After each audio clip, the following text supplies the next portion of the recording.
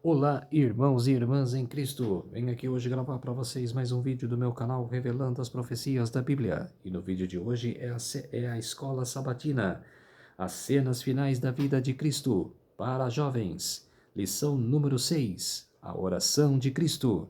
Antes de eu falar sobre esse assunto, eu preciso da ajuda de vocês para se inscreverem no meu canal revelando as profecias da Bíblia. Deixe seu like.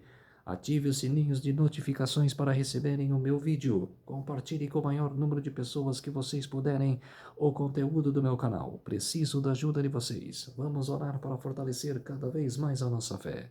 Querido Deus e Pai, muito obrigado por este sábado do Senhor. O dia do Senhor chegou, meu Deus, 24 horas de adoração e louvor. Por isso, meu Deus, fique comigo nesses minutos e segundos que o Senhor estará comigo. Faça-me de mim o seu servo para apresentar essas verdades de toda a tua palavra.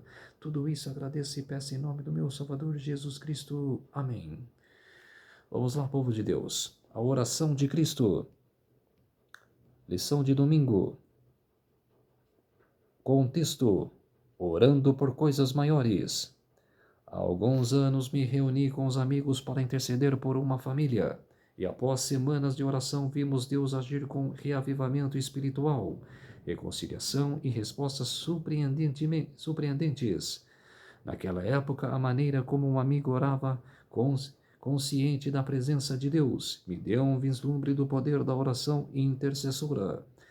Esse aprendizado se tornou ainda mais claro quando intercedemos por um dos filhos desse amigo. Orávamos com urgência por um despertar espiritual e senti Deus me chamar a pedir algo maior. Que ele tivesse um encontro capaz de mudar sua história. Unimos nossa fé e pedimos algo específico. Que isso acontece naquela sexta-feira, no Dia das Bruxas. Fizemos esta oração na quarta-feira.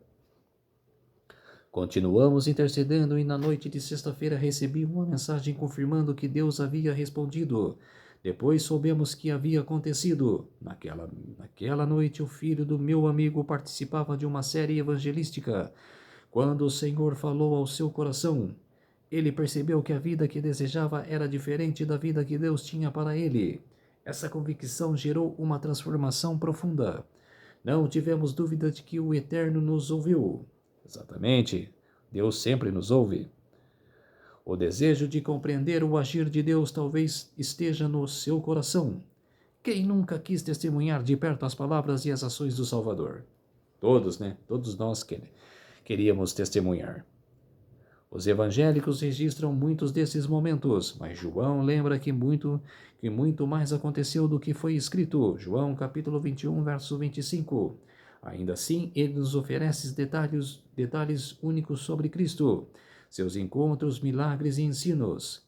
E entre estes registros, a oração de João em João 17 se destaca, pois nos revela um vislumbre do coração de Cristo e da profunda intimidade que ele compartilhava com o Pai. Lição de segunda-feira. Compreenda. Jesus ora por si mesmo. Jesus tinha muito sobre o que orar quando terminou de orientar os discípulos. João 13,16. E entrou no jardim onde logo seria preso. Imagine o peso que ele carregava. Acabará de compartilhar verdades difíceis com os discípulos. Queria dizer ainda mais, mas sabia que não estavam prontos. Judas já tinha saído e estava em pleno processo de traí-lo. Em poucas horas, seus 3 amigos mais próximos dormiram justamente quando ele mais precisava de oração. Depois da prisão, todos fugiram. E Pedro acabaria o negando. Em João 17, Jesus começa orando por si mesmo. Com tanta coisa no coração e na mente, a oração é surpreendentemente curta e o pedido inesperado. É um momento de ensino e, ao mesmo tempo, um clamor bem pessoal. Ele sabia que os discípulos o ouviam. Primeiro, reconheceu que a hora havia chegado, que seu tempo na terra estava terminando e as profecias estavam se cumprindo. Diante do que estava prestes a acontecer, pediu ao Pai que o glorificasse, para que então ele glorificasse o Pai. João 17, versos 1 e 2. Sua maior preocupação era que Deus fosse glorificado em tudo. Ao retornar à missão que o Pai lhe confiou, o Messias reconheceu as responsabilidades que recebeu. Sua obra na terra era conceder vida eterna a quem conhecesse a Deus. E aqui ele define vida eterna de um jeito que surpreende. Muitas vezes pensamos nela como viver no céu e na nova terra, livres dos problemas deste mundo, e isso é verdade. Mas a definição de Jesus é totalmente relacional. A vida eterna é reconhecer intimamente Deus, o Pai, e Jesus Cristo, aquele que o Pai enviou. Isso significa que não precisamos esperar o céu para começar a experimentar a alegria da vida eterna. Ela começa aqui e agora, à medida que crescemos em nosso relacionamento com Ele, e um dia vamos desfrutar desse relacionamento face a face. Cristo sabia que sua missão de reconciliar a humanidade com Deus dependia de estar novamente com o Pai. Por isso expressou um desejo profundo de estar com Ele e desfrutar da intimidade que os dois compartilhavam antes do mundo existir. Ele reconheceu que o seu propósito só completaria quando voltasse ao céu e fosse restaurado ao seu lugar ao lado do Pai. Pergunta no rodapé: como Jesus glorificou o Pai enquanto esteve na terra? Com oração, com fé. O que você pode fazer nesta semana para glorificar o Pai em sua própria vida? Estar em comunhão com Deus? Lição de terça-feira. Comente. Jesus ora pelos discípulos. Ao orar João 17, a maior preocupação de Jesus era com seus discípulos. Ele suplicou ao Pai por aqueles que me deste. Uma expressão-chave que repetiu 5 vezes com pequenas variações. João capítulo 17, versos 6, 9, 11, 12 e 24. Ele sentia uma responsabilidade profunda por aquele grupo. O Pai os havia confiado a ele, e agora eles seriam novamente colocados sobre o cuidado do Pai. Em João 14,16, vemos o Espírito Santo assumindo esse papel. É muito encorajador sobre saber que toda a Trindade está cuidando de nós. A continuidade da missão de Cristo ao mundo dependia daquele grupo de discípulos. O sucesso deles exigia fidelidade, apesar de desafios imensos e da pressão do mundo. Eles deveriam viver no mundo. João capítulo 17, versos 11 a 18. Sem ser do mundo. Eles não deveriam se afastar da sociedade. Ao contrário, deveriam conviver e se relacionar com as pessoas sem comprometer seus princípios e suas práticas. Esse paradoxo só se torna possível quando a verdade das Escrituras nos transforma por dentro. Cristo confiou a nós a responsabilidade de tomá-lo conhecido. Assim como o Pai o enviou ao mundo, Ele também nos envia. As ameaças externas do mundo não eram o único risco para os discípulos. Talvez os maiores desafios estivessem entre eles mesmos. Havia tensão no grupo, disputas por posição, inveja, orgulho e ambição egoísta muitas vezes os dividiam. O Messias sabia que seus discípulos precisavam viver de modo diferente das pessoas do mundo. O que separa as pessoas não poderiam separar o seu povo. Por isso, ele orou para que, apesar das diferenças, eles se aproximassem e vivessem em unidade. Ele pediu comunhão em uma união espiritual profunda, que refletisse a unidade entre ele e o Pai. Infelizmente, essa oração não seria atendida na vida de Judas, pois ele já havia saído, mas o Salvador não havia esquecido. A deserção dele abalou aos outros discípulos. Ainda assim, essa oração lembra a todos os que ouviam que Jesus já esperava a traição. O amor do Messias por seus discípulos é visível ao longo de toda a oração. Ele lhes revelou o verdadeiro coração do Pai e intercedeu por unidade, proteção e transformação, para que um dia eles pudessem estar com Ele novamente. E a pergunta no rodapé: como podemos viver no mundo sem nos conformar com Ele? Exatamente, esperar a segunda vinda de Jesus para viver com Ele na Nova Jerusalém. Como se diz, enquanto Ele não vem, devemos estudar as profecias, saber das coisas que virão a acontecer e ler a Bíblia como sentindo a presença de Deus em nossas vidas, sentir a presença do Espírito Santo em nossas vidas, para que, quando chegar a hora, podemos viver na Nova Jerusalém, se nós merecermos. Lição de quarta-feira, compare, momento hipertexto. A glorificação de Deus atravessa toda a vida de Jesus e se revela de forma especial quando ele ora pelos seus. Glorificar ao Pai está ligado aos aplausos e visibilidade, mas a uma vida que reflete que Deus é, mesmo em meio à entrega e ao sofrimento. A glória se manifesta quando o caráter do Senhor se torna visível por meio de atitudes, inclusive quando o caminho envolve renúncia. Nesse contexto, a intercessão de Cristo ganha profundidade. Ele não apenas cumpriu sua missão, mas cuidou daqueles que continuariam vivendo no mundo.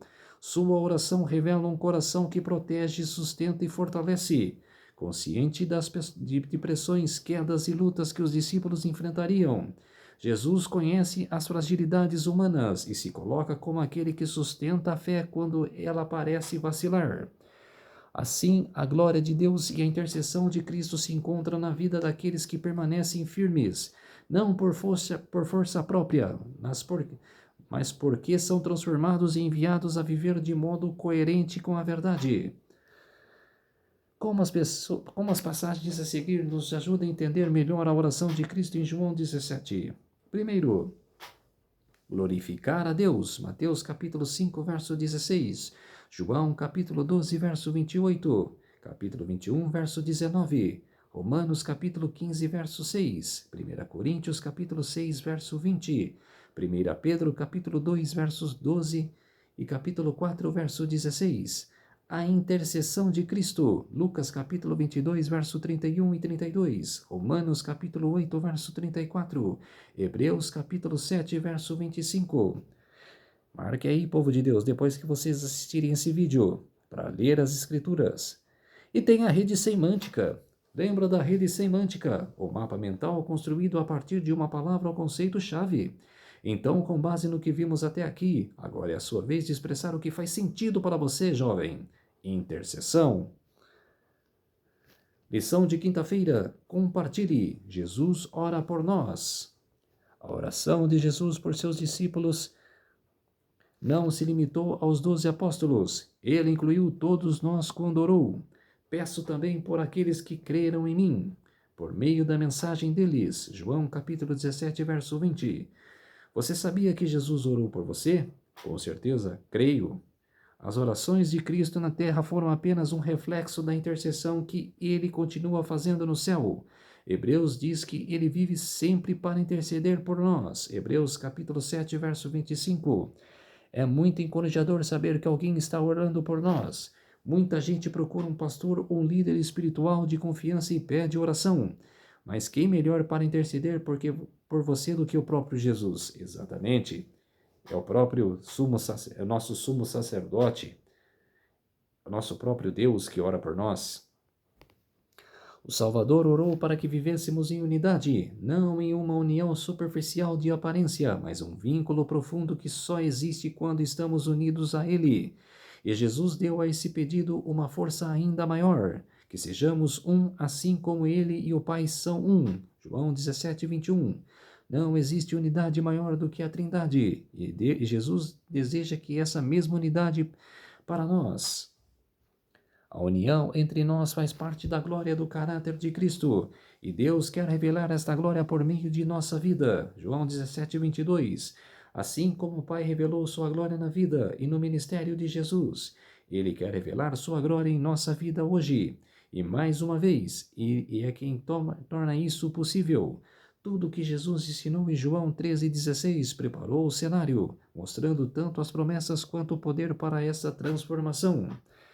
Agora, em João 17, Cristo ora para que Deus cumpra isso não apenas na vida dos discípulos, mas também na nossa vida. Essa unidade, esse amor e os frutos que produzem serão uma evidência para o mundo de que Jesus é real e que nos seus ensinos são verdadeiros. João 17, 23. Cristo espera o dia em que, enfim, seremos glorificados com Ele. Com fervor, Ele implora: Pai, a minha vontade é que, onde eu estou, também estejam comigo os que me deste. O maior anseio de Jesus é que estejamos com Ele na eternidade. Ele deseja que o vejamos e ao Pai face a face e que conheçamos profundamente do amor que eles compartilham. Pergunta no rodapé: Como você pode ajudar outras pessoas a conhecer essa verdade e permitir que ela transforme a vida delas? Na oração, como falei, orar bastante, crer nas profecias, estudar a Bíblia e ter a comunhão com o Espírito Santo. Lição de sexta-feira: consenso, intercedendo pela Igreja. O objetivo de Cristo é que a ordem, o plano de governo e a divina harmonia celestiais sejam representadas em sua Igreja na terra. Desta maneira, ele é glorificado em seu povo. Por meio deles, o sol da justiça brilhará sobre o mundo com um brilho não ofuscado. Cristo deu à sua igreja amplas habilidades para que ele possa ser grandemente exaltado por sua aquisição redimida e comprada. Concedeu ao seu povo capacidade e bênçãos para que representassem sua suficiência. A igreja capacita com a justiça de Cristo. Essa é sua depositária, e nela deve se revelar as riquezas de sua misericórdia e graça em manifestação plena e final. Cristo considera seu povo em sua pureza e perfeição, como a recompensa de sua humilhação e o complemento de sua glória, sendo ele mesmo o grande centro de quem surge toda a glória. Com palavras cheias de força e esperança, o Salvador concluiu suas instruções. Depois, em oração pelos discípulos, falou sobre seu coração oprimido. Erguendo os olhos ao céu, disse: Pai, é chegada a hora. Glorifica o teu Filho, para que o Filho te glorifique a ti, assim como lhe conferistes autoridade sobre toda a carne, a fim de que ele conceda a vida eterna a todos os que lhe deste. É a vida eterna. É esta que te conheçam a ti, o único Deus verdadeiro, e a Jesus Cristo a quem enviaste. João capítulo 17, versos 1 a 3. Cristo concluirá a obra que havia recebido, glorificará a Deus na terra, manifestará o nome do Pai. Tinha reunido os que continuariam sua obra entre as pessoas e disse: Neles eu sou glorificado.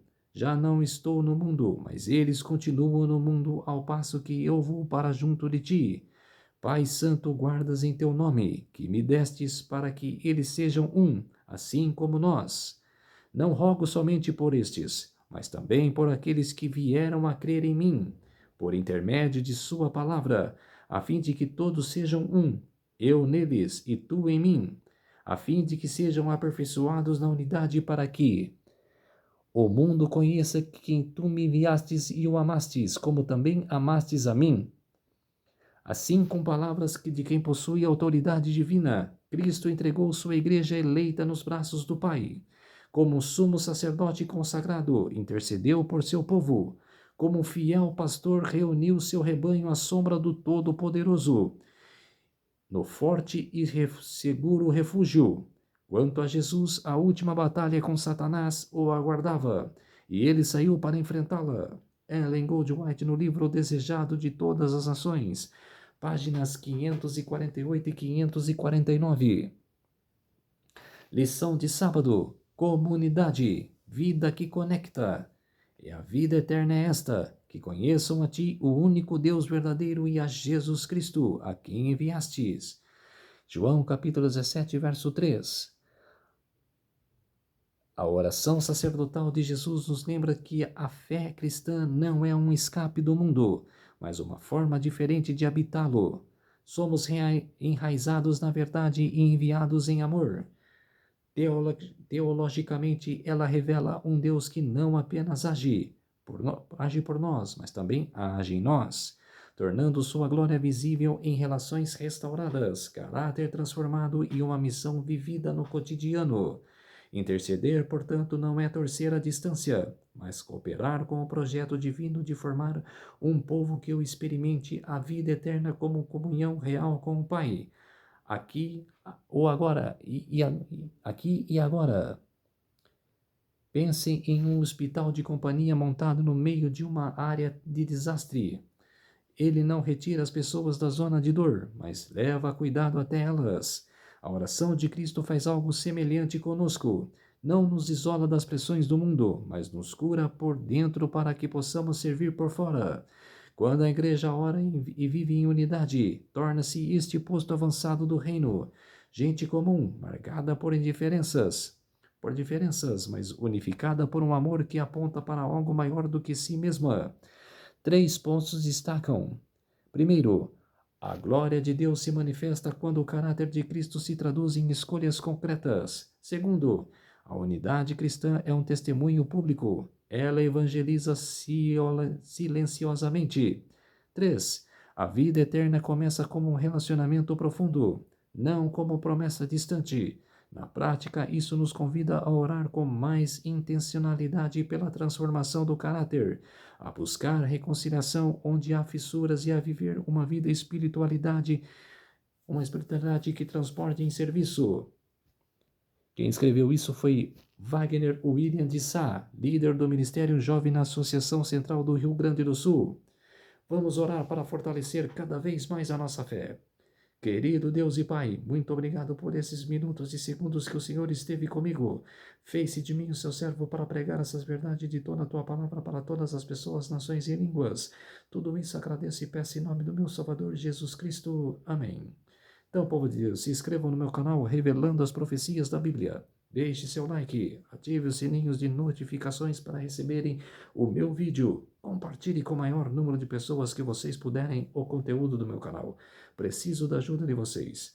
Um ótimo sábado a todos e até o próximo vídeo. Tchau!